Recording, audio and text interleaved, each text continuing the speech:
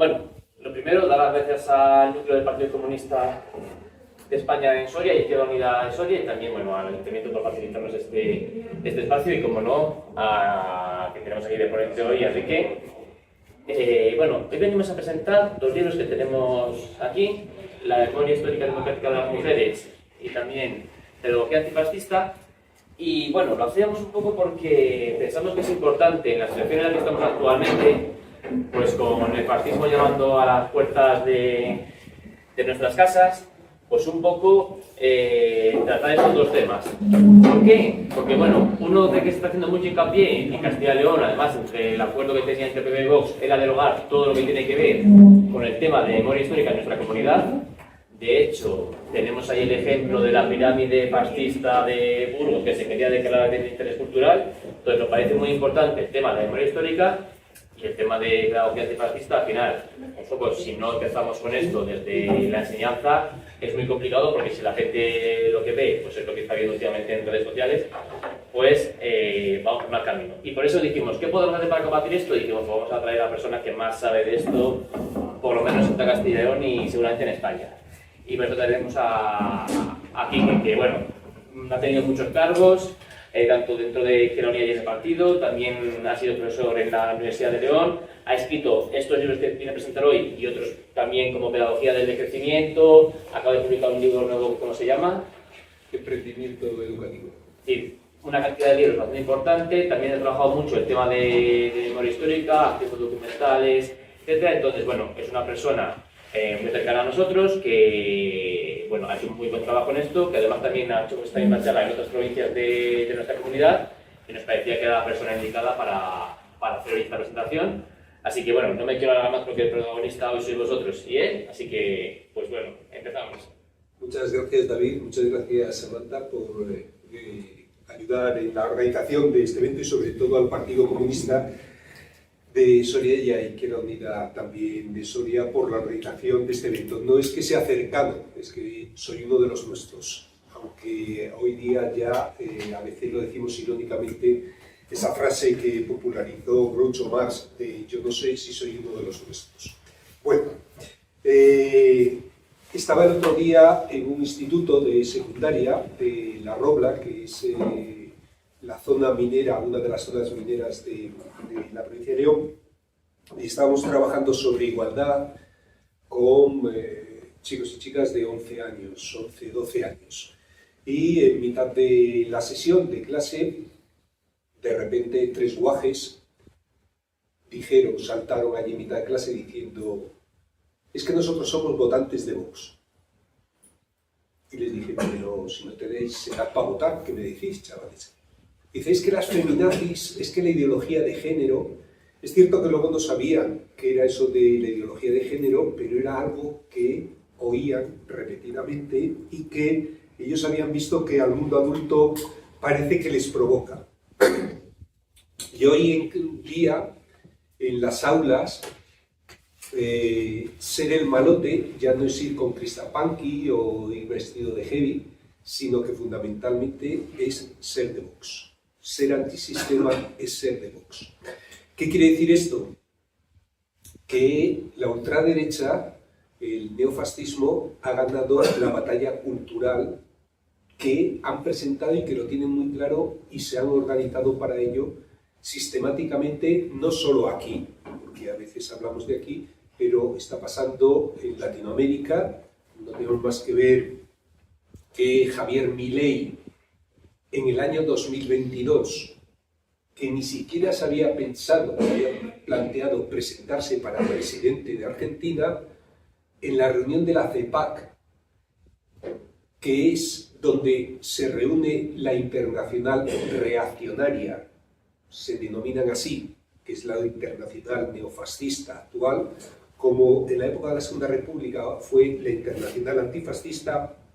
Ellos nos leen, nos estudian, aprenden y se han organizado, y efectivamente se han organizado internacionalmente y han organizado una internacional reaccionaria que se reúne periódicamente. Una de esas grandes reuniones que tienen miles de seguidores en las redes es la CEPAC de México del 2022. Javier Milei era el orador principal. y cuando ni siquiera se había pensado presentar como presidente, salió con una oleada de aplausos al acabar su conferencia al grito de presidente, presidente. 2 años después era presidente de Argentina con su motosierra al hombro.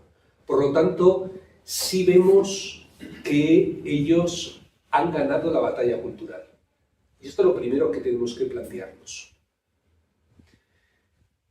Yo me estoy dedicando desde hace unos cuantos años, con otro equipo de profesorado sobre todo, pero de investigadores e investigadoras en general, a estudiar el neofascismo y cómo el neofascismo está avanzando en educación.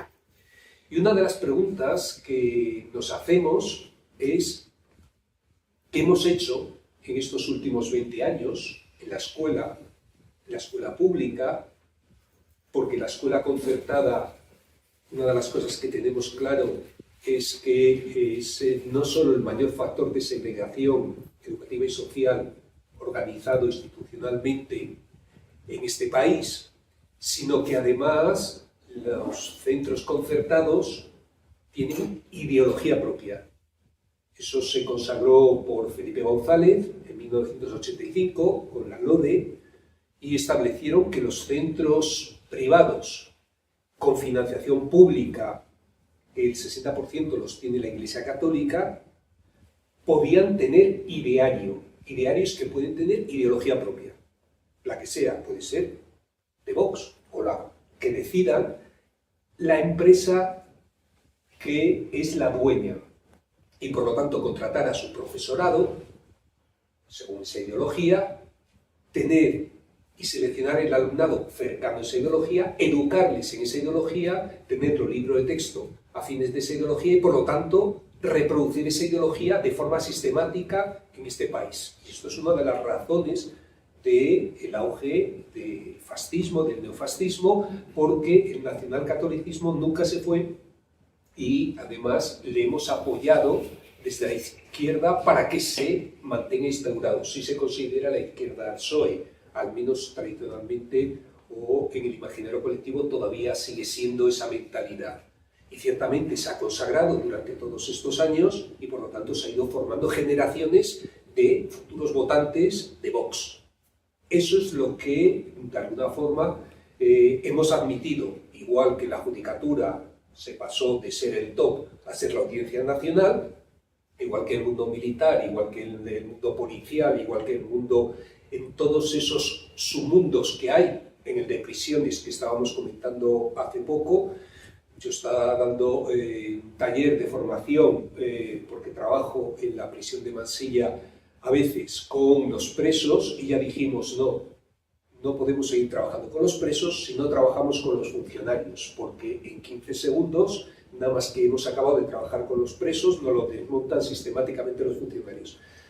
El anterior director dijo que ni hablar, pero la nueva directora de la cárcel de Villayerro, que mira que poner una cárcel en un pueblo que se llama Villayerro tiene su aquello de ironía, pues dijo que sí. Y entonces di la formación a 75 jóvenes funcionarios de Villayerro, que estaban allí en ese momento. Vox les quedaba a la ultraizquierda. Con lo cual, bueno, efectivamente tenemos una parte de nuestro sistema organizado, institucional, que está alimentando la ideología neofascista en este país. Pero la pregunta que me hago no es esa, la pregunta que nos venimos haciendo es otra muy diferente, que es ¿qué hemos hecho desde la escuela pública, plural, diversa, democrática, durante estos últimos 20 años para que haya tantos jóvenes votantes del neofascismo? Es decir, no tenemos que estudiar solo a la derecha y a la ultraderecha, que también. Tenemos que analizar qué hemos hecho la izquierda. Y una de las causas que más se maneja en este sentido como hipótesis, que ya se ha confirmado en diversas investigaciones en toda Europa, del auge del neofascismo, es lo que se denomina la tragedia de la socialdemocracia. Es decir, no se trata solo de lo que hace la derecha y la ultraderecha. Se trata de que la derecha y la ultraderecha conocen perfectamente lo que hacemos y están encantados con lo que hace la izquierda. De hecho, lo dijo Margaret Thatcher. Margaret Thatcher, justo cuando murió poco después, y en el Hotel Hilton dijo, en unas declaraciones públicas, mi mayor logro ha sido Tony Blair. Es decir, quien ha comprado el marco mental, ideológico, es la socialdemocracia. Y lo que ha hecho es gestionar el capitalismo. Llámese el capitalismo de rostro humano, llámese la tercera vía, llámese de la forma que fuera. Acordémonos que aquí fue justamente Felipe González, que ahora ya se ha visto quién era y qué era lo que hacía, fue quien privatizó las grandes empresas públicas, quien desmanteló el Estado social, quien además inició todo el modelo ese de colaboración público-privado, los pelotados urbanísticos, etc., permitió justamente en una época de mayoría absoluta que podía haber decidido derogar los acuerdos con el Vaticano II, nunca los derogó, por eso sigue la religión dentro de la escuela y una legión de catequistas dando ideología neo-católica o neofranquista en las escuelas. Podía haber suprimido los conciertos perfectamente y iniciado un proceso de fortalecimiento de la educación pública, no lo hizo. Es decir, ¿qué es lo que hizo? Si esto lo hubiera hecho la derecha, hubiéramos estado en la calle. Si lo que está haciendo ahora el gobierno autodenominado más progresista de este país, destinando 20.000 millones a armamento, lo hubiera hecho el Partido Popular, estaríamos clamando en las calles, mientras que ahora el problema es que todo el mundo está diciendo, a ver qué hacemos, a qué hacen los nuestros en el gobierno. Y todo el mundo está paralizado y asombrado. Porque cuando llega la derecha al poder, cumple lo que promete. Milei en 100 días cumplió lo que prometió. Ha desfinanciado las universidades públicas, ha aplicado todos los recortes neoliberales más brutales, ha expulsado a todos los funcionarios.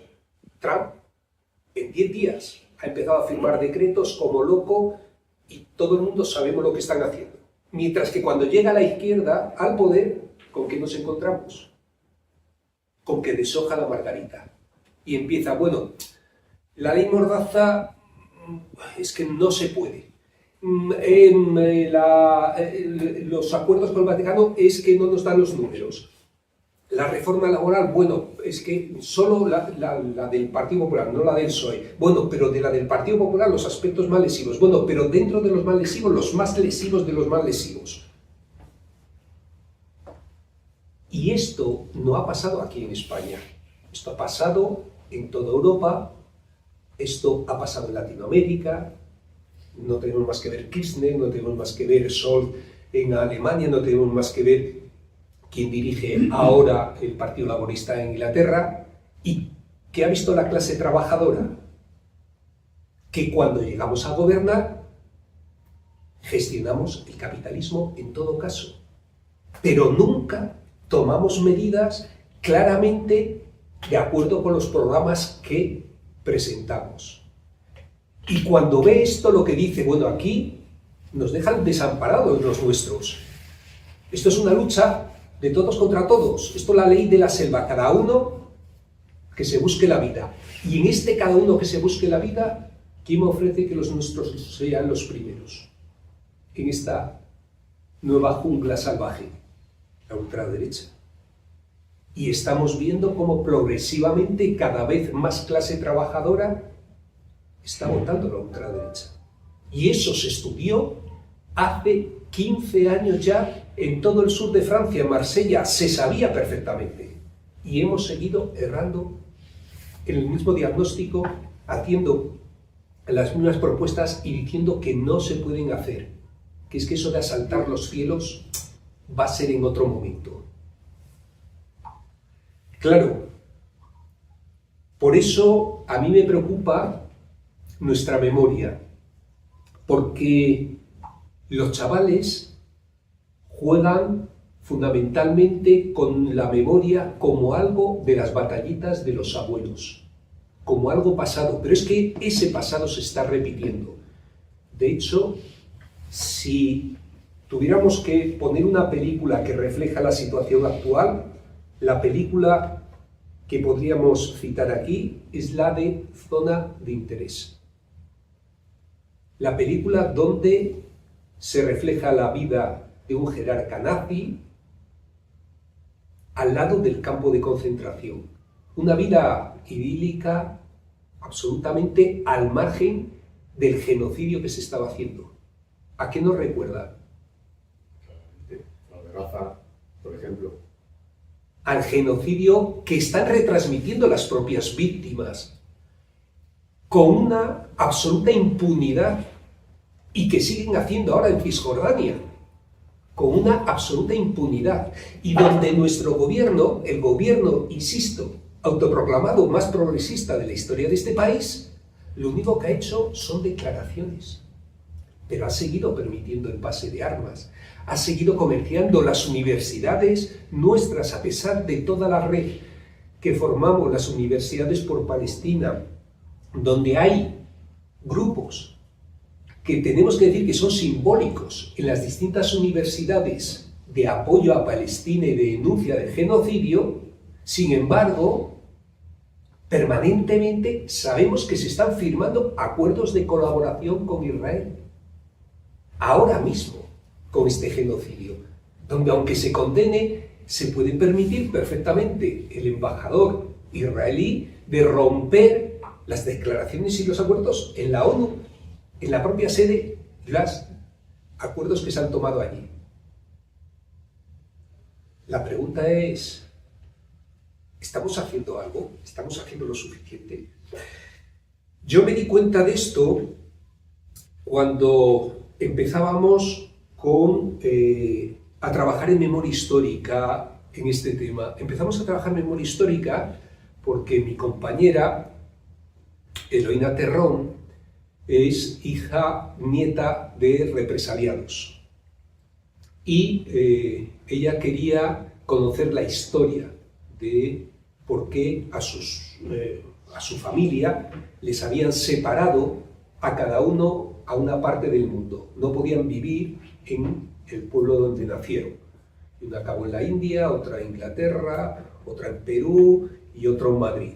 Eloy Terrón, que fundó allí el CAUN y fue muy conocido y tal.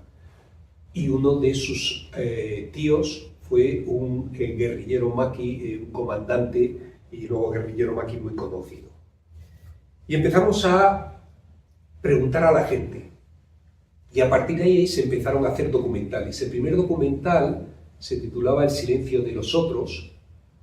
Yo en ese momento me dedicaba a producir esos documentales, a apoyar económicamente el que se pudieran hacer, y uno de los momentos del documental quisimos preguntar a la gente joven, y para eso pedimos permiso a la profe de Historia del Instituto de Secundaria de Fabero, donde sucedían los hechos que estábamos analizando, porque allí había habido un campo de concentración.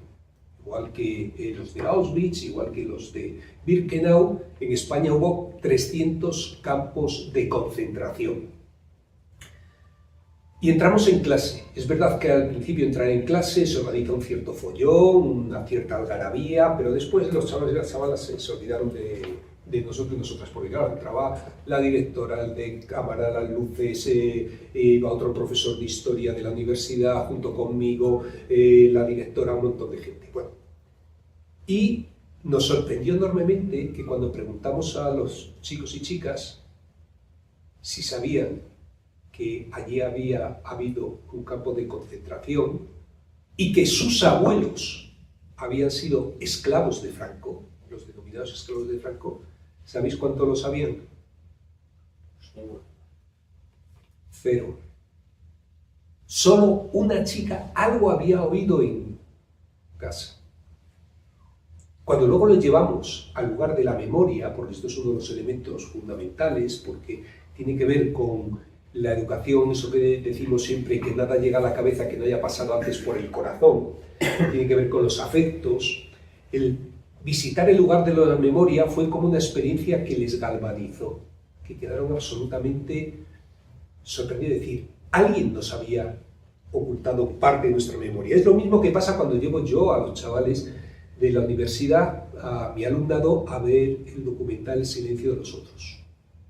Y salen asombrados no por la represión tan brutal que refleja, sino porque dicen, hemos sufrido una lobotomía histórica, nos han arrebatado parte de nuestra historia, yo de esto no sabía nada.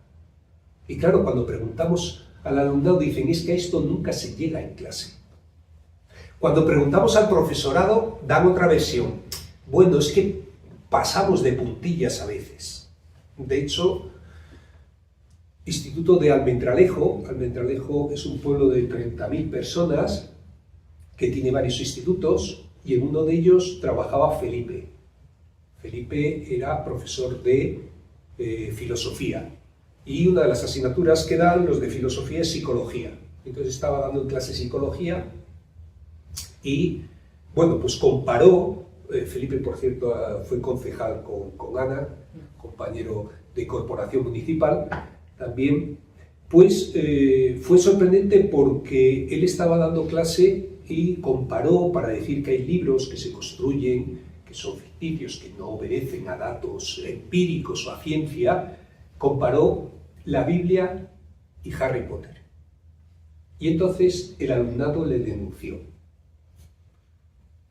Y, como se decía antiguamente, el equipo directivo le llamó a capítulo a Felipe y le dijo, mira, esto es un problema serio, tienes que retractarte, pedir perdón al alumnado, y tú cuando dices tú un equipo directivo dices, bueno, este equipo directivo está un poco para allá, ¿no? Tenéis que entender a Almendralejo. Almendralejo, en los pasos de cebra, cuando tú vas caminando, no es como en León, que pone, o en Valladolid pone, mira a la derecha o mira a la izquierda, por escrito, allí entre las bandas de paso de cebra. En León incluso, como hay en los movimientos feministas, tienen, son poderosos y además trabajan muy bien, pues pone la violencia de género es algo a erradicar, o frases así. En Almendralejo, sin embargo, pone Dios existe, por ejemplo, es una de las frases habituales o cosas así. Con lo cual hay que entender que ese equipo directivo posiblemente tenga que ver con esta mentalidad. Pero lo sorprendente no voy a esto, que le dijeran que tuviera que retractarse, pedir perdón, además disculparse, etc. Que por supuesto Felipe no hizo. Sino que la jefa de estudios era la profesora de historia. Y le dijo, para explicárselo pedagógicamente, le dijo, mira, yo cuando llego a este tema de la guerra, trato de ser muy delicada y cuidadosa, porque aquí hay de los dos bandos. Como si la república fuera un bando, es decir, un gobierno elegido democráticamente, ¿vale? Y dice, trato de no herir sensibilidades. Dicho en bruto, ¿qué es lo que está haciendo esta mujer? Es la teoría de la equidistancia, poniendo al mismo nivel al violador y a la persona violada. Diciendo, es que los dos tienen su cierta... Pero de verdad, estás haciendo esto. Esto es lo mismo que decimos muy suavemente, pero que dicen los medios de comunicación cuando dice, es que la política está polarizada. ¿Cómo que polarizada? Hay alguien que polariza y el problema es que los otros no han cortado a tiempo. Michel Batet, si hubiera cortado como en clase a la primera tontería que dice cualquiera de Vox y empieza a decirle al otro tucumano, sudaca, etc., le hubiera dicho, está suspendido durante 3 meses y además sin sueldo, se acababan las tonterías y ningún diputado más volvía a decir ninguna tontería. Pero como no les dieron, no les formaron en pedagogía, así les va a nuestros responsables políticos. Este es el problema, esa teoría de la equidistancia que se está manteniendo y perpetuando. Entonces, justamente nos hemos puesto a trabajar y a estudiar el tema de la memoria histórica porque nos preocupa. Parece que la verdad es que cuando decimos, yo he venido aquí, que decía Paco Umbral, a hablar de mi libro, realmente los profes de la universidad no ganamos con nada con esto, son las editoriales las que lo sacan, pero sí lo hacemos porque creemos que ya que hacemos trabajo, que nuestra labor también es compartirlo y que debemos, sobre todo las investigaciones que hacemos, que tengan un criterio fundamental, que es el criterio de la utilidad social, es decir, que sirva al menos para la comunidad social.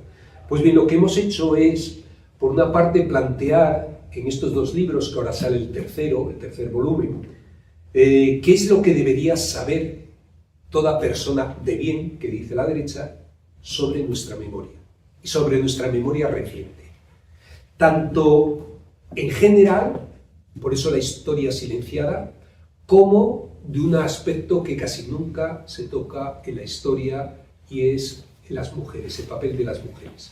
Y no solo como víctimas, que es verdad que sufrieron una triple represión, las mujeres sufrieron una triple represión, primero, por haber luchado durante la República y haber conquistado derechos, y era una forma de volverlas a todas a su casa, tanto a las derechas como a las de la izquierda, volverlas al hogar, que para ellos, los fascistas, es el ángel del hogar y es su función donde tiene que estar. Segunda, por haber sido luchadoras antifascistas y haber sido republicanas. Y tercero, porque su cuerpo se convirtió en campo de batalla y de represión del enemigo ausente, porque eran compañeras, madres, hijas, hermanas de aquellos que habían huido o aquellos que habían sido represaliados. Y de hecho, la violación sistemática se convirtió en una forma de represión sistemática en la dictadura.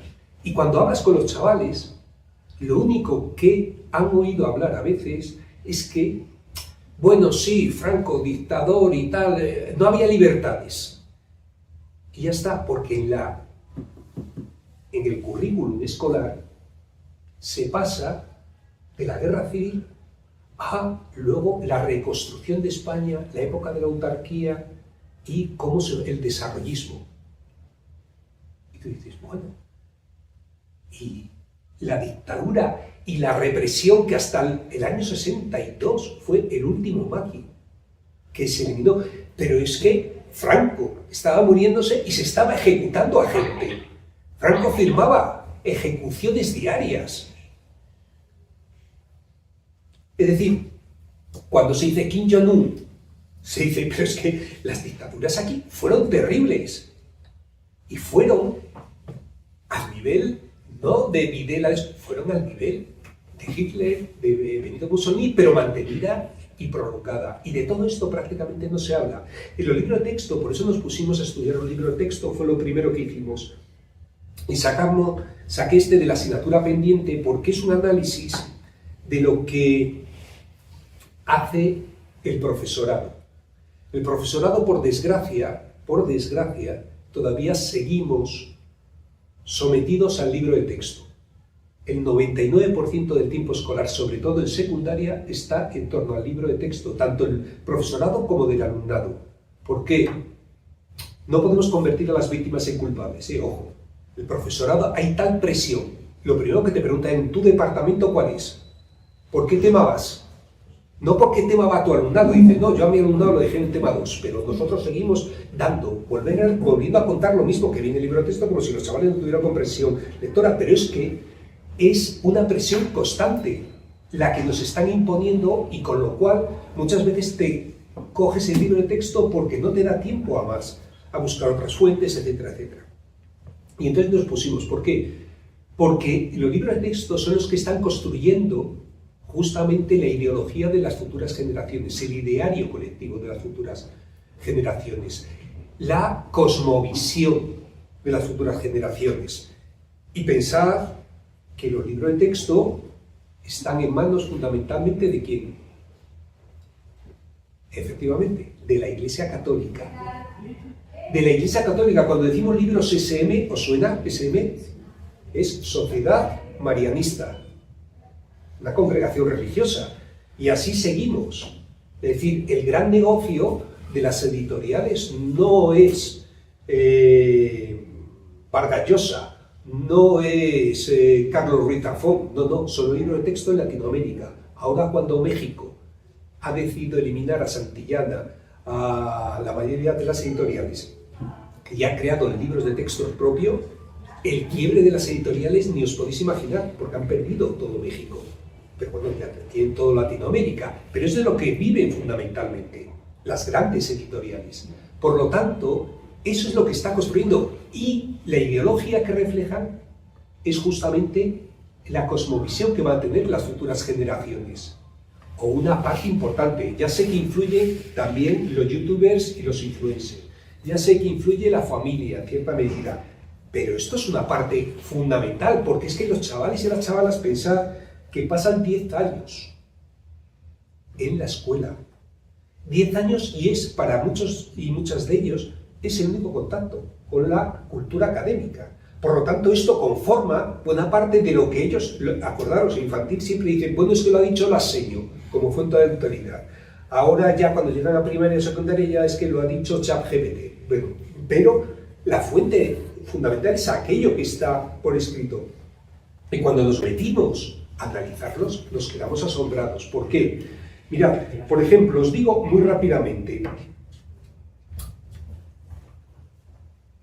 no aparece prácticamente la memoria histórica. Está prácticamente invisibilizada, oculta o tergiversada. Pero sobre todo es que ni siquiera aparecen determinados temas, como les denominamos temas tabú, ¿no? Por ejemplo, no aparece nada de la incautación de bienes, que es el origen de tantas fortunas ahora del IBEX 35, que cotizan el IBEX 35.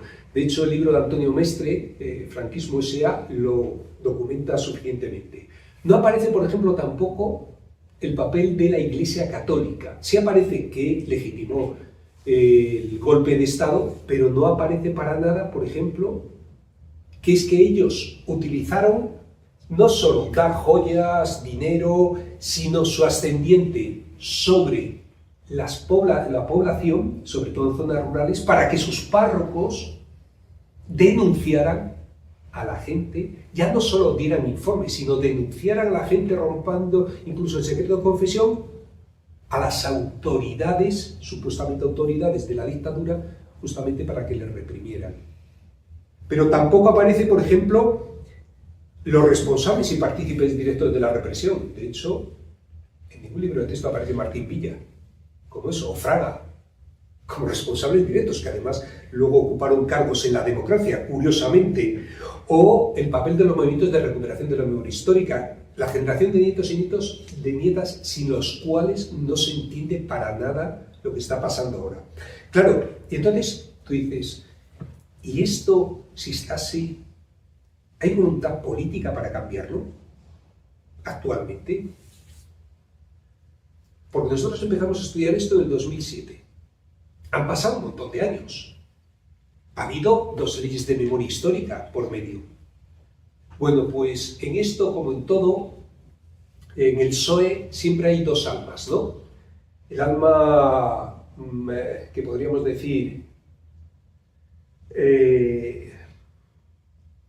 más progresista y el alma o el ala más ultraconservadora. Y conviven, no sé muy bien cómo, pero efectivamente.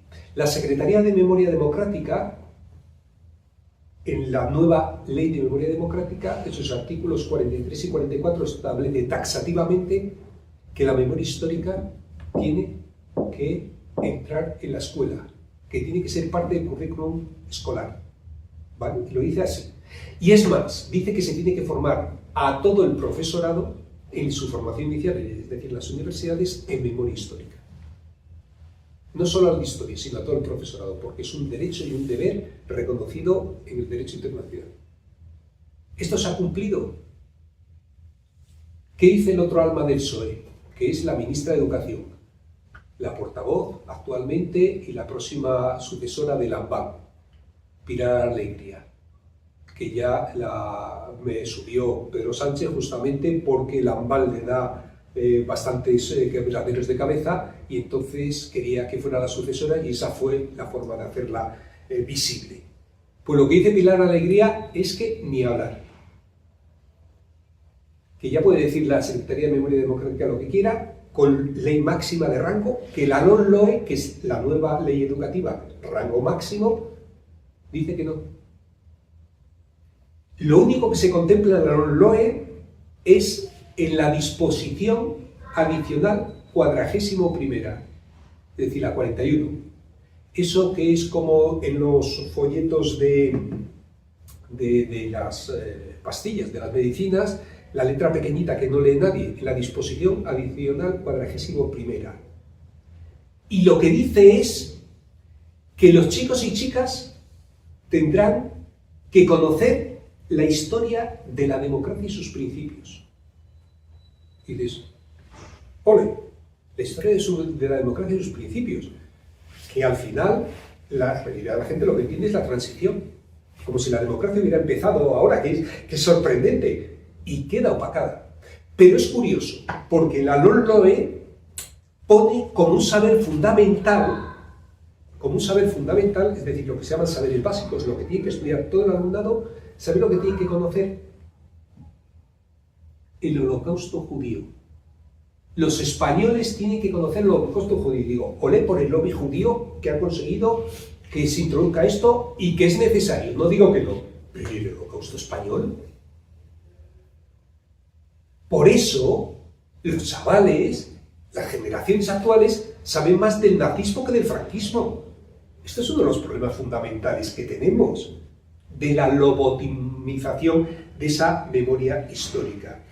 Por eso yo creo que si un solo alumno o alumna acaba la educación obligatoria sin conocer esto, es una tragedia en pleno siglo XXI. Y yo creo que es uno de los problemas que estamos detectando. Que claro, los chavales juegan cada vez más un poco con la ideología neofascista que se está introduciendo en las aulas. Y además, ellos tienen un plan muy organizado. Digo algunas de las propuestas que están introduciendo en las aulas. Por ejemplo, primera, han establecido, y repito, por ejemplo, esto que voy a decir ahora, PIN parental, os suena, ¿no? Esto en México, esto en Argentina, esto en estados de Estados Unidos, esto en Filipinas, en un montón de sitios se está aplicando. ¿Qué significa esto? Que, según la ultraderecha, ellos van a perseguir el adoctrinamiento. Así lo plantean el PIN parental. ¿Qué significa para la ultraderecha el adoctrinamiento? Educar en todo lo que no sean sus convicciones. Es decir, si educas en derechos humanos, es adoctrinamiento. Si educas en igualdad, es adoctrinamiento. Mamá, en un instituto de secundaria, zona rural de León, me contaba la directora el otro día. Llegó una madre gritando por los pasillos que nos iba a denunciar si no quitábamos los carteles del 25 de noviembre contra la violencia de género, porque eso era ideología de género y estábamos adoctrinando a su hija en ideología de género, que lo iba a denunciar judicialmente. Ese es el PIN parental. Ellos creen que cualquier cosa que no sea su doctrina es adoctrinar. No es adoctrinar la religión católica, no es adoctrinar los toros, llevar a los chavales a los toros, que es otro de los elementos, por ejemplo, que se está introduciendo en Castilla y León. Ya que estamos en Soria, en Castilla y León, ahora justamente cuando hay mayor sensibilidad a nivel, yo diría, nacional y mundial en contra del maltrato animal, justamente la Junta de Castilla y León introduce formaciones profesionales taurinas, donde coges criterios de evaluación, echas un vistazo al currículum y uno de los criterios que pone es la pureza en la suerte de matar. Así, tal cual. Pero es que le llevan a encierros de toros, a chavales, y dicen, son encierros didácticos, porque les enseñamos, pero lo mismo se está haciendo llevándoles a plazas de toros. En la plaza de toros de León les juntan para ver el armamento, y se suben a los tanques y hacen desfiles militares. Pero es más, durante el verano se hacen campamentos militares de niños y niñas soldados. Desde los 8 años, en España, ¿Sabéis cómo se llaman los campamentos? Tercios de Lezo, Millán Astray, y están formados por quien les adoctrina, y aquí sí es adoctrina porque se llaman cadetes, se saludan militarmente por miembros de Vox, guardias civiles, antiguos militares, etcétera, etcétera. Campamentos de niños soldados, eso sí, disparan con armas de fuego simuladas. En Estados Unidos no, son con armas de fuego directo porque en eso se entrenan. En vez de estar educando para la paz, estamos educando y formando para la guerra en ese modelo de exaltación del patrioterismo militar, porque dicen que tienen que formar a hombres de verdad. Esto es, impulsando valores ligados a la caza a la tauromaquia, ocultando el pasado, borrando, porque dicen, si somos herederos de Franco, ¿cómo vamos a negar que somos, por lo tanto, sucesores? Es un absurdo, y votaron en contra de justamente el tema de la memoria histórica en el Parlamento Europeo junto con el Partido Popular. Es más, la vicesecretaria de Vox en sede parlamentaria decía que eso de el feminismo era una majadería, que educar en la coeducación era una tontería y que lo que había que educar era en aprender a coser, que eso sí que empoderaba a las niñas. Ese era su planteamiento, y de hecho decía textualmente que ella está muy preocupada por el lesboterrorismo feminista. Estos son los modelos que nos están llegando. Claro, es un discurso que está calando profundamente, ¿eh? El discurso de odio cala y enfrenta a los pobres, entre los pobres a los que están más abajo. Y los que están más abajo, aquí, fundamentalmente, y el objetivo que tienen es los migrantes. Y mientras nos peleamos entre los pobres, nunca se señala hacia arriba que son los causantes de la situación que vivimos. Claro, es cierto que todos estos elementos son elementos que conocemos y bastante tradicionales. Pero el neofascismo ha mutado y ha introducido una característica nueva sustancial, que lo hace diferente a los fascismos tradicionales, y es que ha integrado ideológicamente el neoliberalismo. Un neoliberalismo autoritario, pero que no deja de ser neoliberalismo. Por lo tanto, lo que se han dado cuenta es que tienen algo claro, que la eficiencia del sistema ya no es a base de imponerse por la fuerza, sino de ser seductor. De hecho, si nos damos cuenta, lo dice el filósofo de moda Hahn, que la explotación del sistema ya no se impone, sino nos la autoimponemos. Acabamos siendo casi empresas de nosotros mismos. Y de hecho nos publicitamos constantemente. Dice él de forma irónica, lo que antes tendrías que haber conseguido con prácticas de tortura tipo inquisitorial, ahora todo el mundo lo pone en las redes, en Facebook, en Twitter, y saben más las redes sobre ti que tus padres. Cosas que te quedarías absolutamente asombrados. Claro, pero esto lo que está generando es lo que se denomina la corrosión del carácter, es decir, que educa en el egoísmo y la insolidaridad. Es la ideología del éxito, de buscar el éxito, aunque sea el minuto de gloria, que nada le debe a nadie. Pero este discurso genera resentimiento, sobre todo contra los de más abajo. Es contra el pobre que vive del Estado, contra el viejo que es improductivo, contra el fracasado en la escuela que es que quita el tiempo del maestro para aquellos que van bien, contra, es decir, siempre contra, ojo, pero siempre nos advierte con un cierto efecto boomerang, porque esto puede volver y podemos vernos nosotros en cualquier momento así. Ser los losers, que dicen los jóvenes, ser el perdedor del sistema. Y claro, en una sociedad cada vez más precarizada, con puestos de trabajo cada vez más temporales, rotatorios, la gente, en vez de llenar los sindicatos, está llenando las consultas de los psiquiatras, asumiendo que el fracaso es un problema personal, que es casi una patología y por lo tanto tengo problemas de salud mental. No es que tenga un modelo que me está destrozando, sino el problema soy yo. Y para eso ha venido la psicología positiva, la ciencia de la felicidad, los manuales de autoayuda, con su gurú personal, con sus técnicas, su coaching, su mindfulness, sobre todo si es en inglés, e inunda a las escuelas fundamentalmente porque es lo último que ha llegado. Y justamente nos encontramos con que después de la Biblia, el libro más leído, el autor más leído es Pablo Coelho. Ya sé que ninguno de vosotros y vosotras ha leído El Alquimista. Solo, como diría Aznar, solo en la intimidad. Pero lo ha leído todo el mundo mundial. Es el libro más vendido, el autor más vendido después de la Biblia.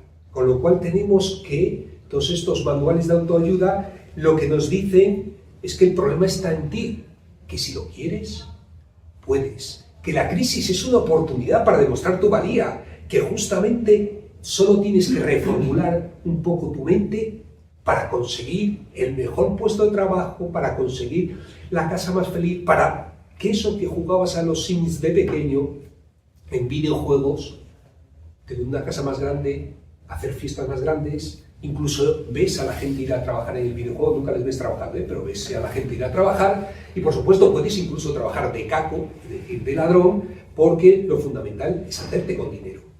Porque yo cuando les digo a mi alumnado en clase, mirad, las campañas de pobreza cero son una mentira. Hay que hacer campañas de riqueza cero. ¿Y sabéis lo que me dice mi alumnado? Que van a ser futuros profes. Entonces, ¿por qué me motivaría yo? Esta es la esencia vital del modelo. Cuando introducimos en la escuela el emprendimiento, no es simplemente que al cabo de 2 años se pase una encuesta a 12.000 estudiantes de Murcia y el horizonte que tienen, el modelo a imitar que tienen entonces ya es Amancio Ortega y Zara, esa empresa que está acusada de explotación de infantil, de evasión fiscal. Esos son sus modelos de imaginario. El gran emprendedor ese que estaba fabricando algo en un garaje y entonces tuvo la idea brillante, por supuesto se le ocurrió a él solo, no es sobre el conocimiento colectivo que ha recibido, no, a él solo, y entonces emprende. Y luego se hace como Mark Zuckerberg o Bezos o como Elon Musk ha sido un niño rico toda la vida y seguirá siéndolo. En un estudio de 2016 en Florencia ha sido muy significativo en este sentido. Demuestra que las mismas familias que controlaban la economía florentina siguen siendo las mismas familias en el siglo XVI que en el siglo XXI. Esta es la meritocracia que nos vende. Pero es que la meritocracia tiene un problema de fondo. ¿Cuál es el problema de fondo de la meritocracia? Que no cambia el sistema. Lo único que dice es que algunos de abajo van a subir arriba y van a hacerlo de arriba. Es decir, es lo que hacemos todos y todas cuando jugamos a la lotería.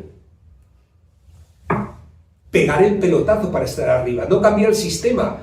Cuando yo migro, cuando mis tíos migraron a Suiza, iban a cambiar la sociedad, iban a revolucionar para hacerla más justa, no, iban a hacer su proyecto personal, como hacen la mayoría de los migrantes que vienen aquí. Yo solo he conocido a uno que votara a la izquierda. Quiero decir, por supuesto, yo me dedico a la educación intercultural, lucho justamente en ese sentido con todo el tema de la interculturalidad, pero reconozco que la mayoría de los migrantes lo que vienen es a hacer su proyecto personal de progreso vital, que tienen todo el derecho del mundo, porque nosotros hemos saqueado esos países durante 500 años y los seguimos saqueando vía Santander, Telefónica, Iberdrola, etcétera, etcétera. Por supuesto, pero yo entiendo que no es que quieran revolucionar ni ser la gente que convierte la justicia, no se fueron, si se hubieran quedado en su pueblo para hacer la revolución, pero no, van a hacer su proyecto personal. Claro, esto es lo que nos dice la meritocracia. Tú puedes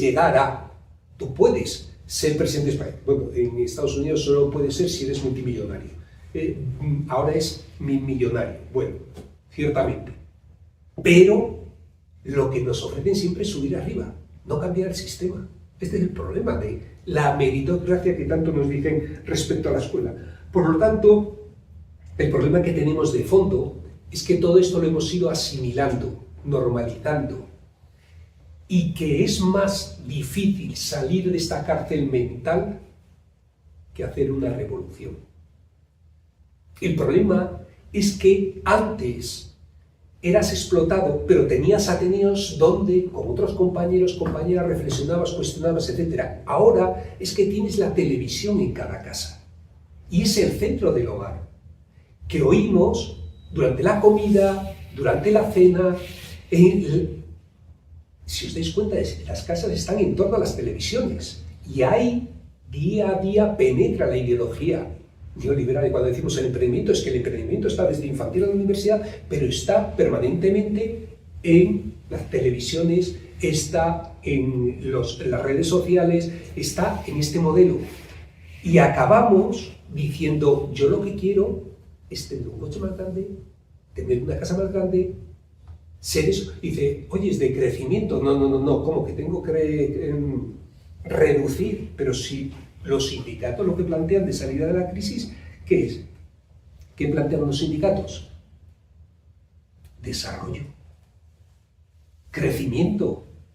Y dices, pero qué barbaridad, pero si es que el planeta es un planeta absolutamente limitado, tiene unos límites. Si todo el mundo viviera al estilo que vivimos nosotros, necesitaríamos 2,5 planetas, pero es que no hay planeta B. Bueno, ya sí, porque justamente el ecofascismo, que una parte de los verdes alemanes lo ha asumido como tal, lo que dice es, vamos a mantener este nivel de vida aplicando soluciones malthusianas. Lo que hay es que controlar a la población. No sé si habéis visto, la gente joven se lo ha visto, y por eso suelo poner ese referente cuando hay gente joven, la serie Snowball, que es de un tren después de una glaciación que gira alrededor del mundo y solo queda la población de ese tren. Pero habréis visto El Hoyo, la película El Hoyo, pues es lo mismo. Es decir, los de los vagones de atrás comen de las sobras que come la primera clase, que sigue manteniendo el nivel de vida. Estas son las soluciones ecofascistas que nos ofrecen. Por lo tanto, y acabo y concluyo con esto, más que nada para poder charlar y comentar, creo que tenemos que citar aquí a los clásicos para finalizar. Y voy a citar a un autor del siglo IV antes de nuestra era, que era Lucio Anneo Séneca, que decía aquella frase de no nos atrevemos a hacer muchas cosas porque aseguramos que son difíciles, pero son difíciles porque no nos atrevemos a hacerlas. No sé si habéis visto estos días la noticia de un partido marxista de Bélgica que ha tenido un éxito espectacular manteniendo propuestas comunistas, claramente apuestas de las tradicionales de toda la vida del comunismo. Tomar los medios de producción.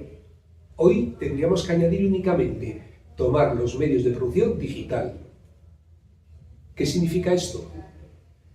Que un bien común esencial está en manos de Elon Musk.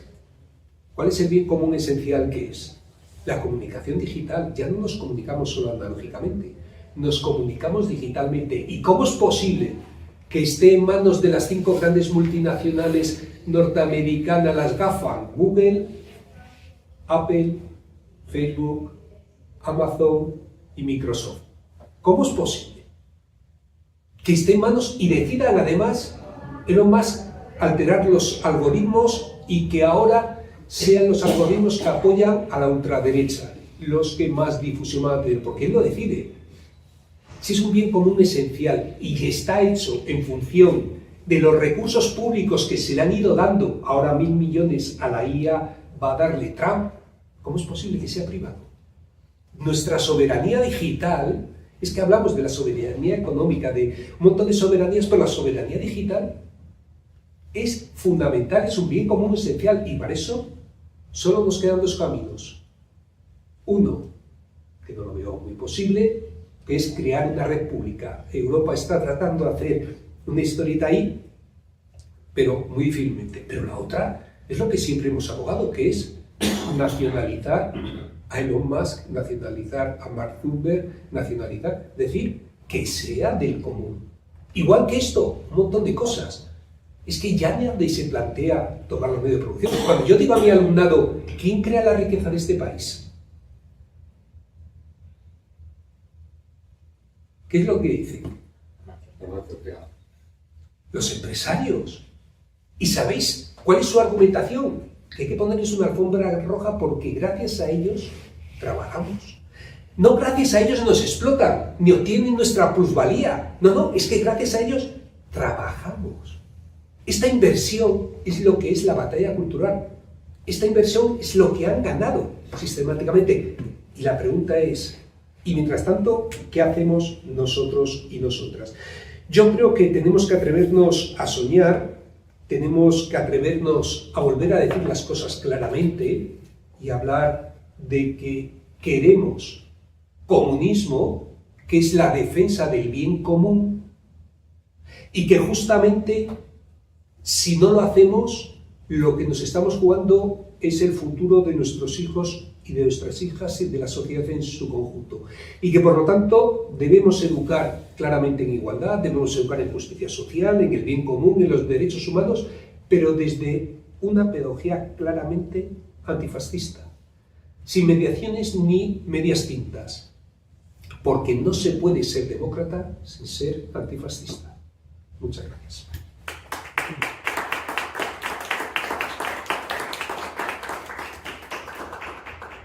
Pues ahora si queréis hacer alguna pregunta sobre un poco la ponencia que ha dado Enrique, pues levantéis la mano. No tenemos micro, así que hablamos un poquito alto y así pues, bueno, pues debatimos. Entonces, ¿alguna persona que quiera comentar algo sobre las ponencias?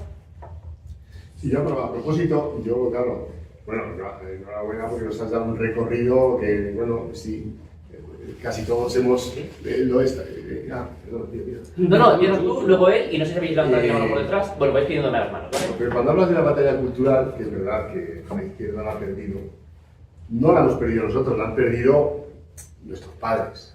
Porque claro, luego son los que transmiten, porque cuando a un crío de 15 años, por mucho que le digan en el colegio, en casa, los padres tienen bien construida el discurso y su modelo de sociedad, y se lo dejas al hijo, de ese hijo le pueden decir misa en el colegio, que es muy raro que se tuerza. Si se tuerce suele volver. Pero claro, también a lo que voy yo es que luego hablas con estos muchachos y tú los hablas por experiencia, claro, y les metes una charla de 2 horas, de 3 y les convences, porque la pedagogía... Pero claro, el problema es que ellos, la ultraderecha, los discursos son muy simples, son fácilmente asimilables, entonces ese es el verdadero problema. La gente está muy despolitizada y esos discursos tan simples pues entran de una manera que es muy fácil quedárselos y no plantearse cosas. No sé si estás un poco de acuerdo. No es porque tenga yo no es porque tenga yo al ser de izquierdas un sentimiento de superioridad en cuanto a mi ideología, sino que creo que es así. Sí, hay un tema aquí fundamental y lo digo porque yo creo que en esto nos tenemos que plantear una cuestión que veníamos hablando, que es el tema de la comunicación. Lo digo muy rápidamente. Siempre decimos que cualquier cuestión de la izquierda en general tenemos que matizar, explicar, argumentar, porque es complejo. Y que ellos utilizan lemas simples, directos y emocionales. Es decir, el ejemplo más claro es el icono de la ultraderecha aquí en España, que es... ¿Quién es el icono? Ayuso. no Abascal, a Ayuso. ¿Cuál fue su programa en las últimas elecciones? Libertad. Solo una palabra, no tenía nada más, no había nada de propuesta, solo el término, libertad. Fijaros lo que han hecho. Han resignificado los términos que utilizamos la izquierda. La izquierda no tenemos esa capacidad. Acordaros de la canción de Eurovisión y toda la socialdemocracia diciendo yo soy puta, hay que empoderar a las mujeres porque yo puedo decir y entonces zorra, el término zorra. Mira, sigue siendo un descalificativo, sigue siendo una forma de insulto, sigue siendo una forma de poner a las mujeres, eres una zorra en su sitio. No tenemos esa capacidad. Mientras que la ultraderecha sí tiene la capacidad de resignificar porque tiene los medios de comunicación, porque tiene think tanks, porque tiene muy estudiada la estrategia, porque utiliza un marketing que es unificado, tienen solo 4 cosas, pero las 4 las repiten sistemáticamente y además de forma contra otros. Mientras que, vuelvo a decir, cada vez que llega la derecha al poder, joder, cumple lo que promete, no engaña. Y lo hace a sangre y fuego, y le importa 3 narices. Y además se lo dice con vehemencia. ¿Os acordáis de aquel que se jodan? El que se joda aquel se tuvo que medio retractar. Ahora dicen barbaridades y ya ni se retracta. Leer el libro El malismo. Malismo.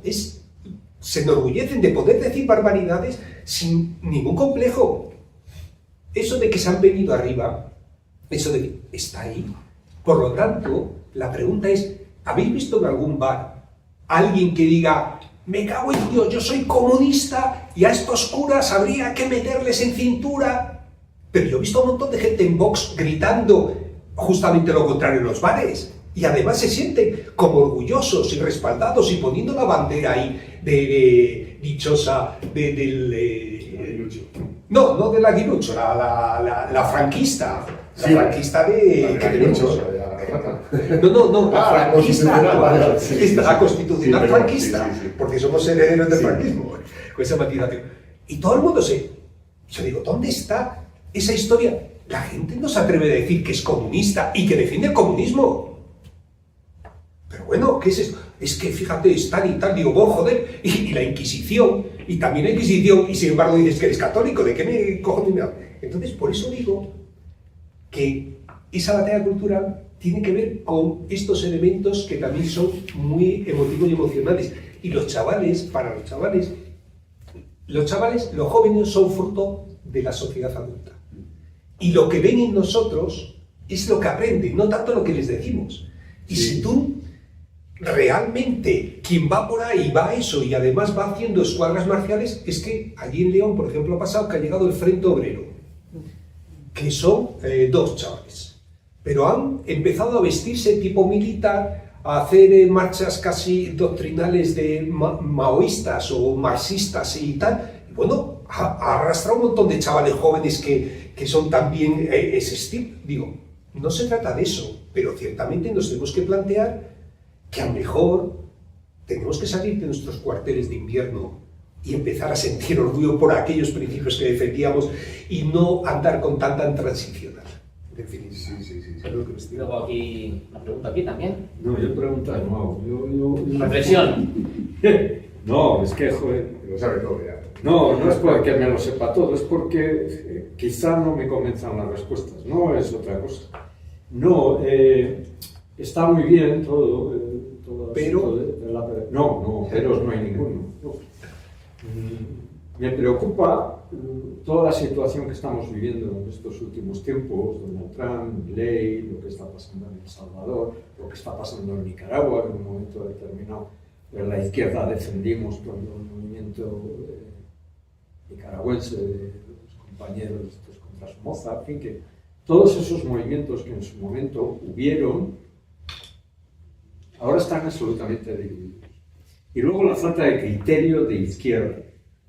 Si hay un criterio en la izquierda, pues hay un criterio en la izquierda, pero me recuerda a la izquierda un poco a todos los movimientos religiosos de el momento de la iluminación en Europa, ¿no? Se hablaba del cristianismo, pero de golpe pues, se habla de los hugonotes, de los luteranos, y con la izquierda me pasa un poco eso. Aparece el 15M, que en su momento yo creo que fue un pequeño movimiento de luz en algún sitio que podía, después de la transición y de los movimientos, porque solo ha habido en este país, yo en el resto desconozco, solo ha habido un momento en que la izquierda en su conjunto sale en la calle y acojona al régimen, que es la matanza de Atocha. En el entierro de los abogados de Atocha sale toda la izquierda, muy bien liderada por el Partido Comunista, que en ese momento era la izquierda transaccional, es decir, era la que venía de alguna manera a imponer, no el comunismo, la democracia. Pero claro, en ese momento no se está luchando por otra cuestión. Entonces, a partir de ahí, ¿qué es lo que está pasando ahora? Antes hablaba pues, con el compañero de la librería y tal. Los jóvenes de nuestro entorno, yo he dado clase 3 años, los jóvenes de nuestro entorno no han defendido ni han tenido que luchar por ningún derecho. Se han levantado por la mañana y todos los derechos los tenían en casa. De que quiero ir al cine, que quiero propina, que quiero tablet, que quiero lo que tú quieras, hijo. Es más, me ha llamado tonto el profesor y viene mi padre a pegar al profesor. Han quitado las cadenas de los columpios y las tablas, han puesto el suelo de corcho. Las bicicletas son de goma para que el niño no se haga daño. Es decir, estamos sobreprotegiendo esa juventud. Esa juventud que no gana derechos, no ha tenido que pelear nada. Nada, absolutamente. Cuando yo estudiaba, antes también lo comentaba, si un catedrático decía, oye, hay que sacar un 6,5 para pasar el corte, se iba la gente a casa. No, vamos a hacer una huelga hasta que no lo bajes a 5,15. Ahora se van a estudiar para sacar un 7.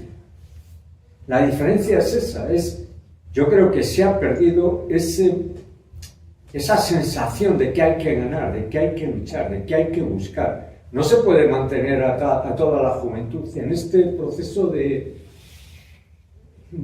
ignorancia plena. Lo que estabas diciendo, que no se conozca la historia de este país, la historia de la dictadura. Que no conozcamos la historia de la dictadura salazarista o de lo que pasó en Italia con Mussolini. Nadie recuerda eso. Es más, ahora, si tú le dices a un judío que lo que están haciendo con los palestinos es lo que hicieron con ellos en el Holocausto, lo primero que te dice es que eres antisionista, ¿no? Antisemita. Me da igual, ¿no? Pero ¿qué dices? No. En todo caso sería pro-palestino, pero anti nada. No, anti nada no. Y esa situación, una cosa que estamos viviendo ahora en los medios de comunicación, para mí, si hay una guerra en Ucrania y una guerra en Gaza entre comillas, las guerras serían parecidas, ¿no? Si alguien invade es invasor y si alguien es invadido, pues es un invadido. Pero no es así. Ni tan siquiera se comparan en los medios de comunicación y en las discusiones de la calle. Y eso que dices es cierto. Los fascistas se vanaglorian de serlo, ofrecerte hostias, de decir no sé qué, de qué tal y qué cual, y luego hacen utilizaciones puras de lo que es el comunismo. Llamarle ahora a un tío, la Ayuso. No, porque la libertad de tomarnos unas cañas y de no encontrarnos con nuestro novio y patatín y patatán. Esta es España dentro de España.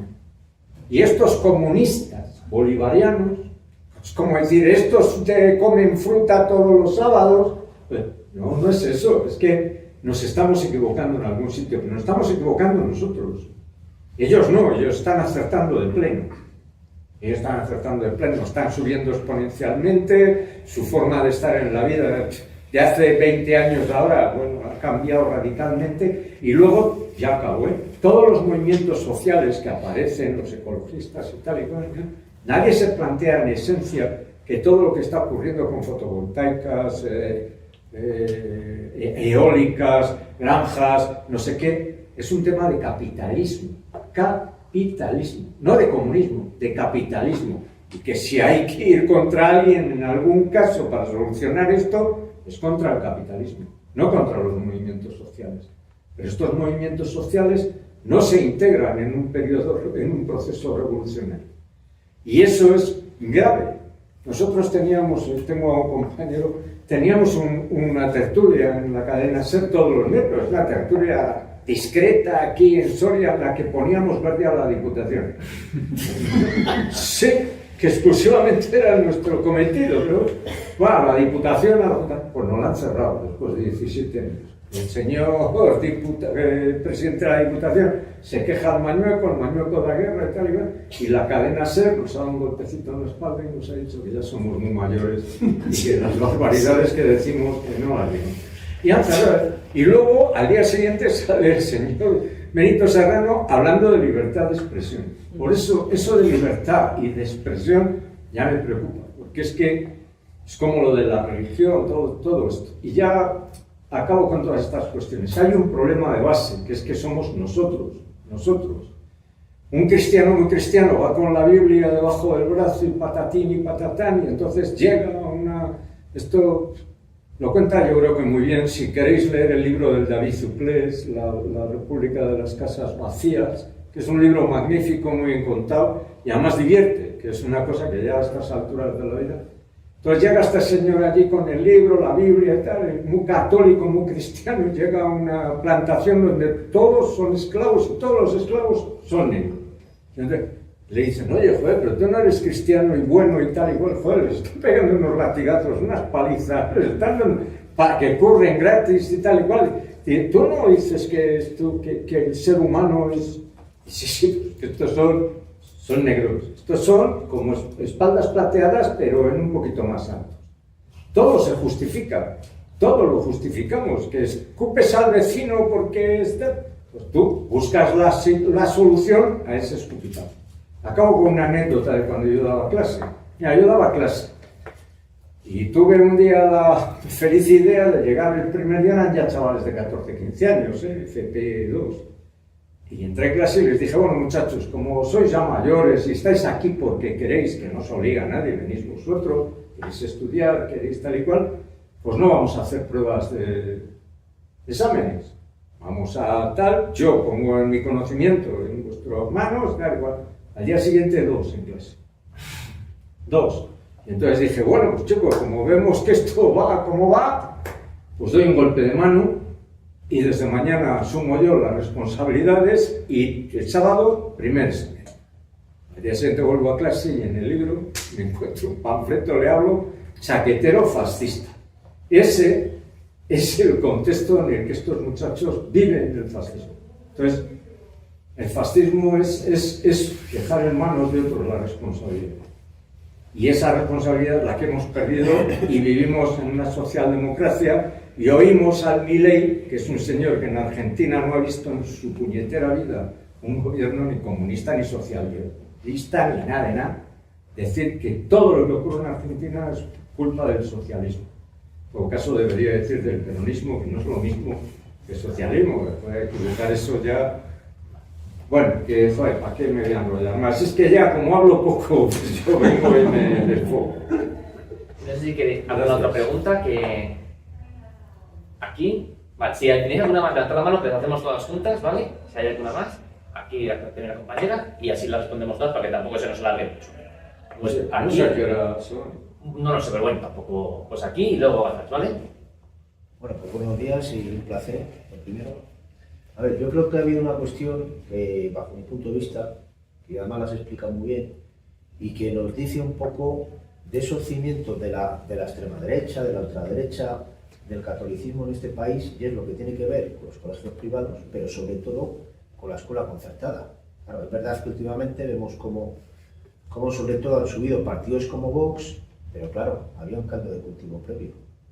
Y yo sí que coincido al 100% en el análisis que has hecho de la importancia de esa escuela concertada muy ligada a la Iglesia Católica. Hablabas de un 60%, yo pensaba que era mucho más, porque al final eso sí que son centros educativos donde sí que adoctrinan, pero además sin ningún tipo de complejo. Claro, los que tenemos hijos más o menos, ¿vale? Van al instituto, pero en los años previos iban al colegio, claro, yo hablaba con muchos de los padres y las madres, y a lo mejor no se planteaban entre la escuela pública o la escuela privada, sino que simplemente iban a la privada pues porque podían conciliar mejor la vida familiar, laboral y personal, porque les pilla más cerca de casa. O sea, que a la hora de escolarizar a sus hijos no hay un planteamiento de ningún tipo. O sea, la gente no tiene ese conocimiento de que realmente en los centros ligados a la Iglesia Católica esa doctrina no tienen, vamos, yo lo veo, hablando con algunos de esos padres y madres,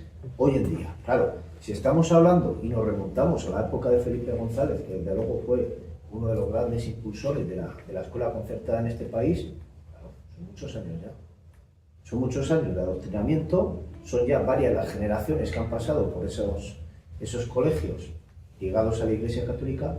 Claro, pues al final sí que tienen una base muy sólida.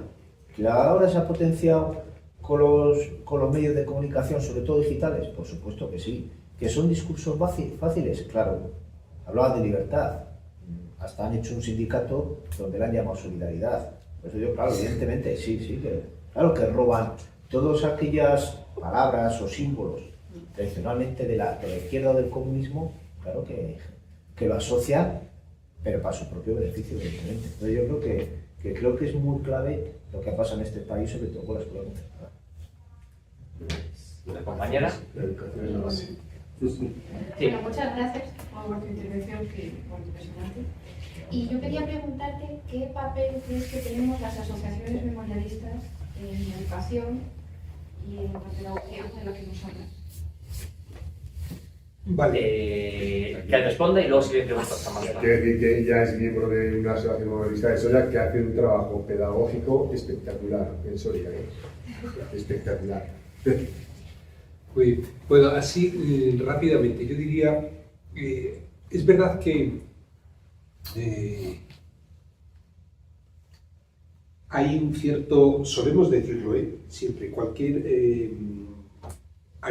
Aristóteles decía aquello de ahora los jóvenes ya no nos hacen caso a los mayores, los jóvenes son la monda, ya han tenido todas las posibilidades y no aprovechan nada. Quiero decir que este discurso que hacemos sobre los jóvenes es muy reiterado, pero yo veo que es verdad lo que comentas, la mayoría de los jóvenes les hemos acostumbrado, es decir, que los jóvenes son producto de la sociedad adulta en cierta medida.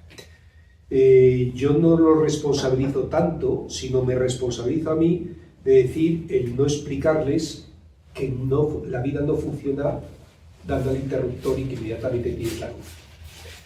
Que trabajar, el conseguir cosas, el no sé qué, bueno, que somos a veces las familias, somos la sociedad en general, las que hemos pasado de que te decía el profe y te daba con la regla en la cabeza y llegabas a casa y mi padre me daba otra por si acaso. Y algo habrás hecho. Y nos pasamos al otro lado. Pero que en definitiva los jóvenes son de alguna forma producto de lo que tenemos. Y entonces, ¿yo qué haría ante esta situación que tú has descrito y que yo comparto? Yo creo que deberíamos hacer, y fíjate lo que voy a decir, va a parecer nacionalfascista lo que voy a decir, pero yo volvería a hacer, pero en plan de lo que consideramos como derechos humanos, la formación política. Es decir, deberíamos, esto lo dicen en Berlín unos expertos en educación, que dicen que deberíamos publicar las tasas de fracaso de las escuelas y de los centros educativos que no sacan a sus alumnos implicados social y políticamente. Es decir, si la educación tiene finalidades, la finalidad esencial es que esos ciudadanos y ciudadanas que ayudamos a desarrollarse se desarrollen para construir un mundo más justo y mejor. Es decir, yo no quiero sacar los mejores arquitectos para que construyan Auschwitz, como construyeron los mejores arquitectos alemanes, ni los mejores químicos para que utilicen el Cylon Z para exterminar a judíos, comunistas, gitanos, etc. No. Yo quiero que sean gente formada como buenos ciudadanos y ciudadanas que construyan un mundo más justo y mejor. Y por lo tanto, lo que deberíamos sacar en rankings es que centros no lo hacen. Y que todo el mundo tenga claro que la educación es política. Esto no es mío, esto es de Pablo Freire, de toda la vida. Y que por lo tanto debemos formar a los jóvenes en su implicación social y política. Y que la democracia, una parte, fíjate en eso, yo era muy reacio y cada vez lo pienso más, y es una propuesta griega fundamentalmente que retomó luego Podemos, pero es una parte de la democracia debería ser a sorteo, es decir, todo el mundo debería pasar por ese servicio público, todo el mundo le debería tocar, como las comunidades de vecinos, ser responsable político en algún momento, porque te tienes que responsabilizar del bien común de los demás, y eso debería ser un elemento esencial. Y dices, ¿es que le va a tocar a alguno? Seguro, pero a nadie le planteamos que, como presidente de la comunidad de vecinos, si es un servicio, si es además eso, y además tendrás otra gente que te apoye. La gente debería, porque si no, la gente se desresponsabiliza. Y claro, piensa en la escuela, acuérdate de la escuela, que los chavales que eran elegidos como delegados y delegadas, cuando iban al consejo escolar, que era el órgano de representación donde estaba todo el mundo, sabían que todo el pescado estaba vendido, que ya se había aliado el profesorado en general con las familias y ya tenían las cuestiones decididas. Es más, que como delegados y delegadas era un marrón, pero que no decidían nada prácticamente, y que cuando lo decidían y les daban la oportunidad, ¿qué hacían? Pasarse al otro bando. Claro, decían, yo, primera decisión, no volver a clase, claro, porque si lo que estoy acostumbrado es justamente a que me suelten el rollo y tal, y estar eso, porque es cuando me dan un poco de libertad, ¿qué hago? Pasarme al otro extremo, lógicamente, si nadie me ha enseñado a responsabilizarme. Cuando decimos que tenéis que trabajar cooperativamente y nos miran a los profes y nos dicen, pero vosotros trabajáis cooperativamente, pero ¿qué coño? Claro, lo que les estamos enseñando son lo que luego producimos. Entonces, por eso digo que en ese sentido la formación política que se debería retomar en las escuelas, desde infantil hasta la universidad, es asumir que estamos en una democracia, que tienes que ser parte, que tienes que construir, que tienes que responsabilizarte de los demás, que no solo tienes derechos, sino también responsabilidades, que si tienes que dejar esto limpio, es una cuestión de todo el mundo, no del señor o la señora de la limpieza. Pero eso empieza desde la escuela, pero también desde la casa, y deberíamos formar también a las familias, porque claro, ser padre o madre, yo reconozco que es la profesión más difícil en la vida, y a nadie se le exige un máster para ser profe, digo padre o madre, a nadie se le exige un máster. Es más, bueno, solo a los que adoptan, niños y niñas, que eso sí que se les exigen casi 4 máster, pero bueno, en general lo has tenido y haces lo que buenamente puedes, pero claro, ¿quién te forma a ti para eso? Entonces deberían retomar. Entonces yo por esa parte creo más en la ayuda en ese sentido. Y en esto vamos con el tema de los conciertos educativos y de las familias y eso. Yo soy más pesimista. Las investigaciones lo que dicen, al menos las últimas investigaciones de los últimos años, dicen que las familias no eligen los centros concertados porque haya... es verdad, todo el mundo te va a decir... Una parte. Sí, te va a decir que es que me queda cerca, o que pasaba el autobús, o que resulta que no sé qué. Y hay profes de la pública que llevan a sus hijos a la concertada. Un montón.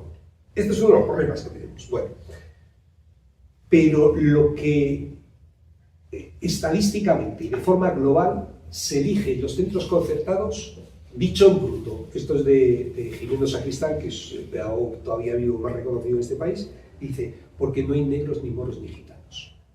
Es decir, lo que hace la gente no es elegir ese colegio concertado porque sea católico, porque tenga ese ideario, que la mayoría ni saben que lo tiene, como tú muy bien dices, sino porque allí está la clase aspiracional a la que yo aspiro a llegar.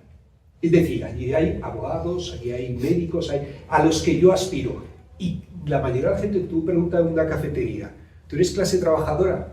La gente va a decir, yo soy clase media. Todo el mundo es clase media, es decir, clase que aspira. En el 15M hicimos un mal análisis. Decíamos, el 1% contra el 99%. Si fuera eso verdad, ese 1% habría desaparecido, porque el 99% se lo habría comido. El problema, yo os invito a ver la película La Zona Gris, que explica cómo parte de los judíos se dedicaban a meter a otros judíos en los hornos crematorios porque así ellos sobrevivían. Pero lo explica con todas las complejidades del asunto, no es que los culpabilice, qué malos eran esto, no, explica con todas las complejidades, muy interesante. Bueno, pues pasa lo mismo con esto. Hay un 30% de la población de esta clase media aspiracional que lo que aspira es a llegar a la parte de arriba de la pirámide. Por eso vamos a la lotería, a ver si llegamos arriba, lo de la meritocracia. Y esta parte es la que justifica y mantiene a los que están arriba. Porque ellos esperan que algún día llegar a ser, nunca llegarán, pero eso es lo que dicen Estados Unidos, tú puedes llegar a ser presidente. que no, pero no te convence de eso, porque tú sigues esperando, porque eso es lo que te venden las películas, eso, el superhéroe, el no sé qué. Si habéis visto la película 47, que es del autobús, ese que llevan, ¿qué es lo que oculta la película? Que no era el superhéroe, ese tío que de repente coge el autobús y se va, no, era un tío que era del PSUV, es decir, del Partido Comunista, que estaba en comisiones obreras, que había todo un apoyo colectivo de las asociaciones vecinales, barriales y no sé qué, y que eso fue lo que permitió el cambio. Pero eso te lo oculta, es decir, te están diciendo, tú puedes llegar arriba. Esa clase aspiracional es la que elige fundamentalmente centros concertados porque están allí con esa clase que quiere que sus hijos, y espera además que tenga más ventajas competitivas en el futuro mercado laboral porque tiene buena red de relaciones. Y de hecho no tienes más que ver quiénes eran los compañeros de Aznar en el gobierno y de dónde venían. O de Rajoy, de Nuestra Señora del Pilar. Claro, y esto es lo que establece, es decir, es lo que se llama capital cultural. No es solo que adoctrine, sino que establece toda una red de relaciones que luego te permite sobrevivir. Y esto, lo que planteamos como propuesta, igual que decía esto, de propuesta siempre decimos, debería ser una red única, pública y gratuita. Que tengas el mejor centro al lado de tu casa, que es público, que es plural, que no ha sido seleccionado el profesorado en función de que es una ideología afín o antiguos alumnos o alumnas, sino gente plural. Y hay el profe de historia, como yo trabajaba y tenía un profe de historia comunista, y el otro profe de no sé qué, de otra ideología completamente diferente, porque tiene el mundo plural como la vida es plural.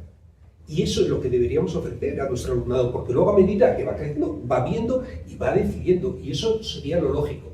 Pero en este país tenemos esta anomalía, por eso decimos que somos una anomalía europea en ese sentido, y en muchos otros, como el que decía la compañera también con el tema de las asociaciones memorialistas. Aquí debió haber, desde el año 75, una política de memoria pública. Y es lo que no ha habido. Y es lo que reivindicamos. Yo soy vicepresidente del Foro por la Memoria de León, y es lo que reivindicamos desde tropecientos años. Han sido las asociaciones, las familias o las personas a nivel individual las que han mantenido la memoria.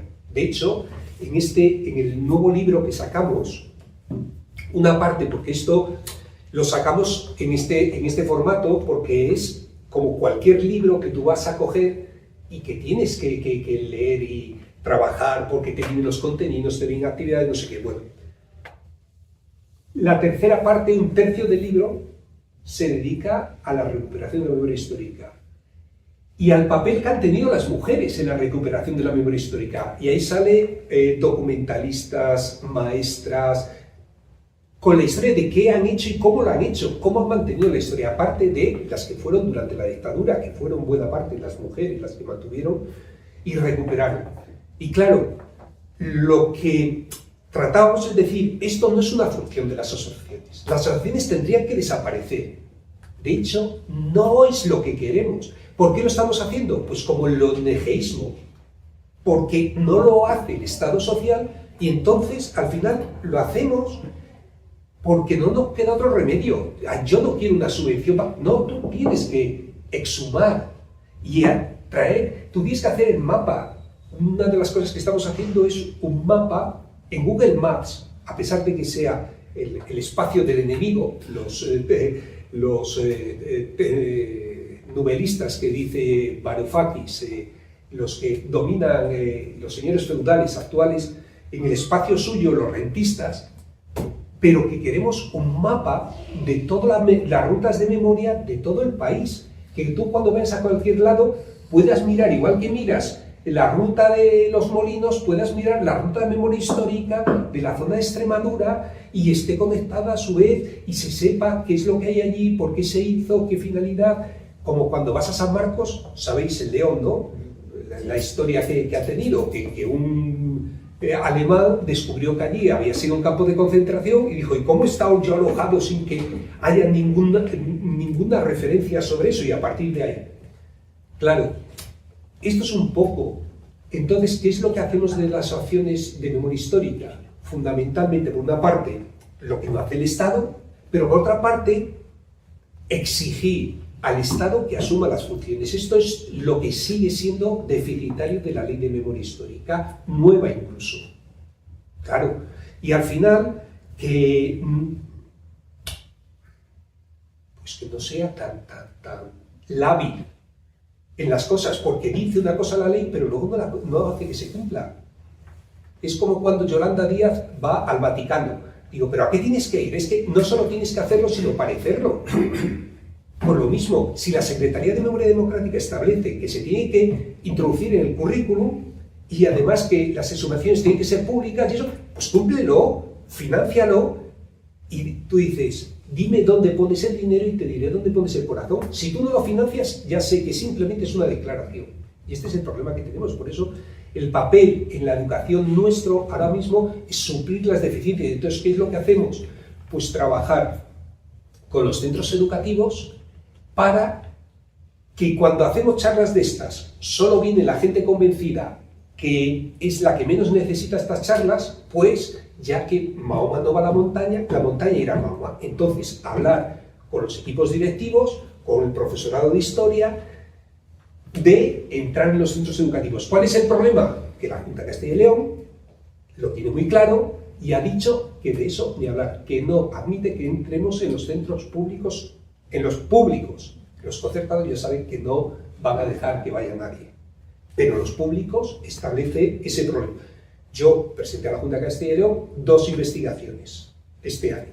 Una sobre la felicidad, por supuesto, vamos, sobre el tema del suicidio, ¿no? De la gente joven y eso, sin ningún problema. Y otra sobre memoria histórica. Me dijo que sobre memoria histórica ni se me ocurriera, que no nos dejaba entrar en los centros educativos. Pues lo mismo va a pasar. Entonces, es a través de profes, a través de equipos directivos que tengan buena voluntad, con lo cual, bueno, pues no siempre todos, no siempre quieren, y además te dicen que es que ya tienen muchas actividades, no sé qué, pero es lo que tenemos que hacer.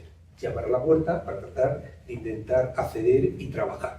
Y luego ofrecer también actividades, pues eso, que sean lo más cercanas a la experiencia práctica, que es visitar los lugares de la memoria, hacer rutas, fines de semana, que hacemos también, muchas cosas de esas, etcétera, etcétera. Es decir, lo que venimos haciendo toda la vida y tratando de conectar. Entonces, la última que estaba por aquí cortita y así porque también queremos que nos firmen los libros. Entonces, Sí, rapidito. Yo no sé exactamente cuál es mi pregunta. Bueno, con respecto a lo que has dicho de los adolescentes, yo creo que a la mayoría de las personas que estamos aquí nos has ofrecido una ventana a la mentalidad de las personas jóvenes, porque es que vivimos o al menos tengo la sensación de que vivimos en una burbuja en la izquierda. Nos autoconvencemos de que hay más personas afines a nuestra ideología de las que realmente hay en la sociedad. En la cena de Nochebuena estamos hablando de vídeo de un tema y mencioné la palabra franquismo. Y estaba al lado la sobrina de David, que tiene 14 años, y preguntó, ¿qué es el franquismo? Claro, no tenía ni idea, con 14 años, de qué es el franquismo. Claro, yo me quedé boquiabierta, pero por lo que me estás contando de qué es lo que se estudia, pues no tendría que haberme sorprendido. Claro, yo doy por hecho que los jóvenes tienen unos conocimientos que claramente no tienen. Y bueno, o sea, veo las encuestas, los resultados de las encuestas, qué es lo que piensan, opinan los jóvenes, y claro, me sorprendo, pero no debería. yo no sé cómo combatir esa sensación que tenemos en la izquierda de que hay unos conocimientos en la sociedad, en fin, o sea, pues eso, que no sé cuál es mi pregunta, pero... Pero yo te la respondo. Yo te la respondo de la forma siguiente. Sé que vais a empezar a decir, uf, uf, uf. Bueno. Levantad la mano los que tenéis cuenta abierta en TikTok.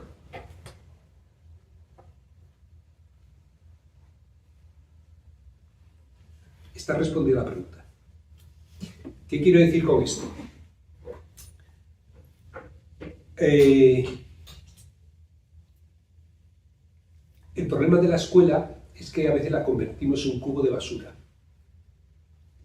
Es decir, se llama así técnicamente, garbage, que es cualquier problema social, la escuela es la solución, la educación es la solución. ¿Que hay un problema de mala conducción? Educación vial. ¿Que hay un problema de violaciones? Educación para la prevención de la violencia de género. ¿Que hay un problema de droga? Educación para... Y con eso nos lavamos las manos. Pero la educación, por desgracia, ya no la hace ni la escuela ni la familia fundamentalmente. ¿Quién la hace? Las redes. ¿Y dónde estáis vosotros y vosotras? ¿Estáis educando ahí? Porque no me digáis, ahora que te han echado de la SEP, no me digas con la cabeza así, que me decías antes que no, nada más que he preguntado, que levantéis la mano, ¿cuántos estáis en TikTok? Y tú has tocado con la cabeza así diciendo, yo no voy a estar. No, ni en Facebook, ni nada, no uso nada. Eso mismo. ¿Dónde queréis hacer labor política? Si no estáis ahí, estáis perdiendo una parte fundamental donde está la gente joven. Y os aseguro que Smurguet, el director nacional de salud de Francia, dice, es un mito lo de los nativos digitales, pero lo hace además con investigaciones de forma muy llamativa, es muy simpático, en el libro que publicó titulado La fábrica de los cretinos digitales, que fue un bestseller. En ese libro explica, a través de investigaciones científicas, que esta historia de que los jóvenes, por el hecho de nacer en medio de las redes sociales, son nativos digitales, que es una mierda. Que las abuelas de 92 años, tiktokers, son porque le han dedicado tiempo, esfuerzo y ganas. Pero claro, como nosotros estamos más interesados en ponernos a leer un libro que... Es que me huele el libro y es más cercano. Es que, en fin, yo me voy a dar un paseo por ahí. Pero es que ahora los chavales se ponen podcast. Es que ahora los chavales, cuando nosotros llegamos a Facebook, ellos se fueron a Twitter. Cuando llegamos a Twitter, se fueron a Instagram. Cuando llegamos a Instagram, se habían ido a Twitch. Cuando llegamos a Twitch, resulta que estaba en TikTok. Y cuando llegamos a TikTok, estaba en BeReal. Y ya dices, ostras, y en Blue Sky, ¿y qué me dices de Mastodon? ¿Y qué? Entonces, ¿dónde vamos a hacer nuestra batalla cultural? Porque ellos sí la están haciendo. Y me dices, no, yo es que ahora, ¿con qué gente joven puedo hacer? Ahí te la encuentras. En la cadena SER no lo oía ni Dios. No lo oía ni Dios. Yo soy tertuliano de la SER. Y te digo, no lo oye ni Dios. Solo 4 viejos como nosotros que no tienen otra cosa que hacer, que están jubilados y ya sabemos que votan al Partido Popular. De toda la vida. ¿Dónde están los jóvenes? ¿A qué vas a dedicar tú el tiempo desde mañana por la mañana a las 7 de la mañana? A abrirte una cuenta en TikTok y en Twitch y en BeReal y dices, pero yo no tengo ni idea de eso. Pero él sí, tú has estado hablando y por lo tanto te vas a poner con él para que te diga, oyes, ¿y cómo se abre? Y acabarás siendo un abuelo tiktoker de izquierda y convencido y además dando la batalla cultural contra a aquellos que están inundando y que llegan a los chavales y que son los que están llegando a tus nietos. Y tú dices, pues no, yo es que ya no tengo ganas ni tengo eso. Pues mira, era lo que decía Mújica. Pepe Mujica. Que si no Mañana es, debo leer una historia. sí, mañana, que si no es por los militantes, no habría otro mundo posible.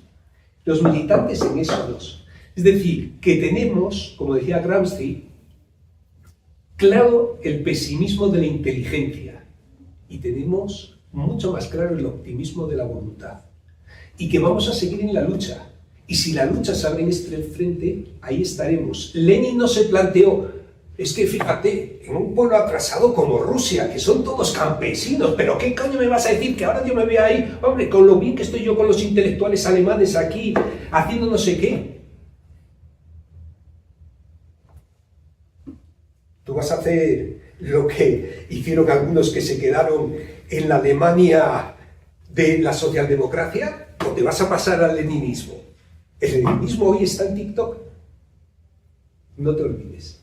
Por lo tanto, yo os emplazo a que a partir del lunes os abráis cuentas en todas las redes sociales y empecéis a trabajar en esa batalla cultural. Hay que pagar bromas. Gracias. No. Sí, pagas La de otra manera. pregunta fundamental es la que ha hecho nuestro compañero. Hay que pagar. Si no pagas, es que el producto eres tú. El oro blanco del siglo XXI son nuestros datos. Pero en esta batalla cultural tienes que venderte como se vendió nuestros abuelos y abuelas, su fuerza de trabajo, y tú tendrás que vender tu fuerza de trabajo en las redes sociales. Claro, así que te espero ver ahí. Vale, habrá que decir sí al ateísmo, que la democracia, cuando hay mayorías absolutas, es una dictadura. Bueno, pues sí, me parece muy bien, es una red fundamental. Sí, Ahí nos vemos en las redes. Ahí la compañera, y rápidamente terminamos. Oye, es que hay que cierran a las 2, ¿eh? Hay que ser, creo que desde el primer momento de nuestra actuación humana hay que ser radical y dejarse de pamplinas y de respetos. Por ejemplo, los niños tienen una lógica y una inteligencia que vamos malformando a lo largo de su existencia. Si desde el primer momento que oyes decir a alguien que Dios está en el cielo, no, Dios es una mentira. ¿En qué cielo? ¿En dónde? ¿En qué galaxia? ¿En qué planeta? ¿Dónde está Dios? Y luego los niños terminan, no me extraña que ya haya gente que diga que si la Tierra es plana, que si no sé qué, pero si es que les hemos mal formado el cerebro. Entonces, no está con tanto respeto, porque tú sabes que es una verdad absoluta, no es ni verdad ni una verdad alternativa. Entonces, tienes que ser que oigan, que alguna vez oiga a alguien que eso es mentira, que esto es mentira, y decir y argumentar un poco por qué no es mentira. Eso desde el primer momento. Y creo que cambiaríamos todos. Eso lo decía un cantautor, los voy a examinar de cantautores, pero lo decía un cantautor, esos locos bajitos son gente bajita, pero no son tontos. Y entienden perfectamente. Por lo tanto, desde la más temprana edad, ojalá hubiera otro posible. Otro cantautor. Que vamos a terminar, que es que si no nos van a echar y queremos firmar los libros. Que damos las gracias a todas las personas por venir. Seguidnos en redes, que tenemos TikTok, el Partido Comunista de España tenemos TikTok, nos podéis seguir, daros las gracias por venir, y el que quiera ahora comprar los libros los tenemos aquí y nos lo firma el autor. Muchísimas gracias. Da ejemplo.